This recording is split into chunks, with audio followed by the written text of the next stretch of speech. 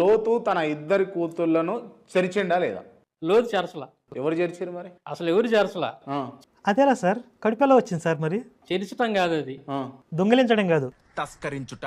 లోతు తన కూతుర్ని ఇద్దరిని తీసుకుని, అంటే సొదొమ గొమొర్రా పట్టణాలని దేవుడు శిక్షించినప్పుడు, ఆ పట్టణాలు అక్కడ పాపం పెరిగిపోయి వాళ్ళని నాశనం చేసినప్పుడు, మన ముగ్గురమే భూమి మీద ఉండం, మన అక్కచెల్లెలతో పాటు మన తండ్రి ఉన్నాడు. అంటే ఈ మానవ జాతిని మనతోనే అంతమైపోకుండా ఉండాలి అని అంటే మనం సంతానం కనాలి. సంతానం కనాలి అంటే ఇంకో పురుషుడు లేడు మనకి, తండ్రి తప్ప ఇంకొకరు లేరు. కాబట్టి ద్రాక్ష రసం ఇచ్చి అతను మత్తుడుగా ఉన్నప్పుడు తనతో కలిసి పిల్లల్ని కనాలని చెప్పేసి వీళ్ళు అజ్ఞానంతో అనుకున్నటువంటి మాట, వాళ్ళ అజ్ఞానంతో చేసినటువంటి పని. సొదొమ గొమొర్రా పట్టణాల్లో పాపం పెరిగిపోయిందంట. పాపం అంటే ఏంటి? అక్రమ సంబంధాలు అనే కదా వీళ్ళ అర్థం.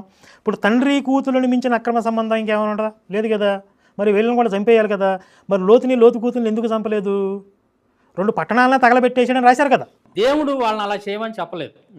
వీళ్ళు ఒళ్ళు కొవ్వెక్కి చేసిన పని కాదు అది. మదంతో లేదంటే ఒళ్ళు కొవ్వెక్కి శరీరాశి కోసం చేసింది కాదు. వీళ్ళు శరీరాశితో చేసింది కాదు. విష్ణువు మాత్రం శరీరాశితో చేశాడు. అక్కడ లోకరక్షణ కోసం చేసిందేమో అక్కడ కామం అయిపోయింది.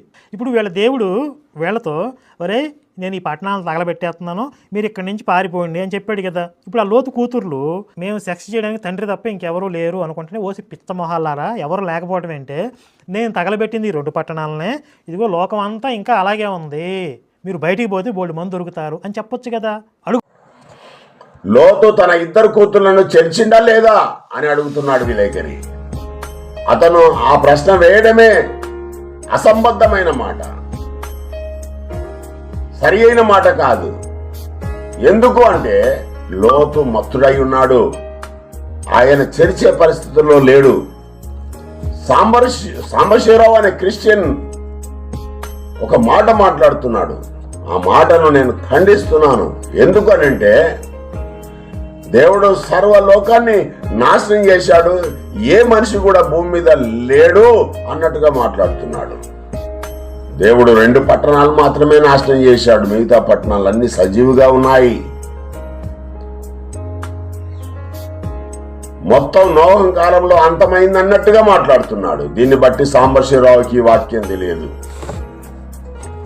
కరుణాకర్ అంటాడు, వాడు కల్పించుకున్న దేవుడు అనే వ్యక్తి విష్ణువు లోకరక్షణ కొరకు కామంతో ఉన్నాడు. ఆ సందర్భాన్ని లేవదీస్తున్నాడు. ఈ విషయంలో వారి దేవుళ్ళ బాగోతాలు అతనే బయట పెట్టాడు. అయినా కరుణాకర్, నీవు సర్వలోక ప్రజల కొరకు ప్రాణం అర్పించిన యేసు క్రీస్తు గూర్చి గాని, సర్వ సృష్టిని కలిగించిన యెహోవా దేవుని గూర్చి గాని కించపరుస్తూ మాట్లాడుతున్నావే.